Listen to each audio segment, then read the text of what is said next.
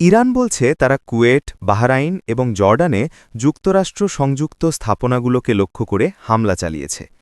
ইরানের সেনাবাহিনী জানিয়েছে তারা উপসাগরীয় অঞ্চলে যুক্তরাষ্ট্র সংযুক্ত বিভিন্ন স্থাপনায় ড্রোন হামলা চালিয়েছে, যার মধ্যে কুয়েট, বাহরাইন এবং জর্ডান অন্তর্ভুক্ত, এমন তথ্য তাসনিম নিউজ এজেন্সির এক বিবৃতিতে বলা হয়েছে।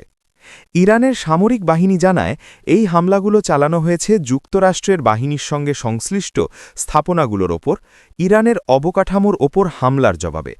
এসব অবকাঠামোর মধ্যে রয়েছে ইস্ফাহান ও খুজেস্তানের শিল্প ও ইস্পাত কারখানা কমপ্লেক্স এবং কারাজের B1 সেতু।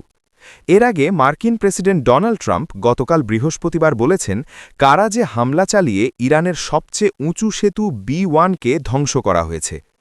ইরানকে প্রস্তর যুগে ফিরিয়ে নেওয়া হবে বলে হুমকি দেওয়ার কয়েক ঘণ্টার মাথায় ট্রাম্প এমন ঘোষণা দিলেন। ইরানের রাষ্ট্রীয় টেলিভিশন ও বার্তা সংস্থা ফার্স নিউজের প্রতিবেদনে বলা হয়েছে B1 সেতুটির অবস্থান ইরানের আলবর্জ প্রদেশের কারাজে। আলবর্জ প্রদেশের উপগভর্নর গোদরাতুল্লাহ সাইফ বলেছেন হামলায় ৮ জন নিহত এবং ৯৫ জন আহত হয়েছেন। মার্কিন প্রেসিডেন্ট ট্রাম্প সামাজিক যোগাযোগ মাধ্যমে একটি ভিডিও পোস্ট করেছেন। সেখানে B1 সেতু থেকে ধোঁয়া উঠতে দেখা যাচ্ছে। তেহরান থেকে প্রায় ২০ মাইল বা ৩৫ কিলোমিটার দক্ষিণ পশ্চিমে B1 সেতুর অবস্থান।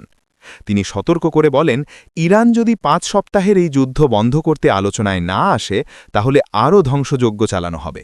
ট্রাম্প বলেন, ইরানের সবচেয়ে বড় সেতুটি ধসে পড়েছে, যা আর কখনো ব্যবহার করা যাবে না। সামনে আরও অনেক কিছু ঘটবে। ইরানের জন্য দেরি হয়ে যাওয়ার আগে চুক্তিতে আসার এখনই সময়। মহান দেশে পরিণত হতে পারার মতো তাদের হাতে আর কিছুই অবশিষ্ট নেই।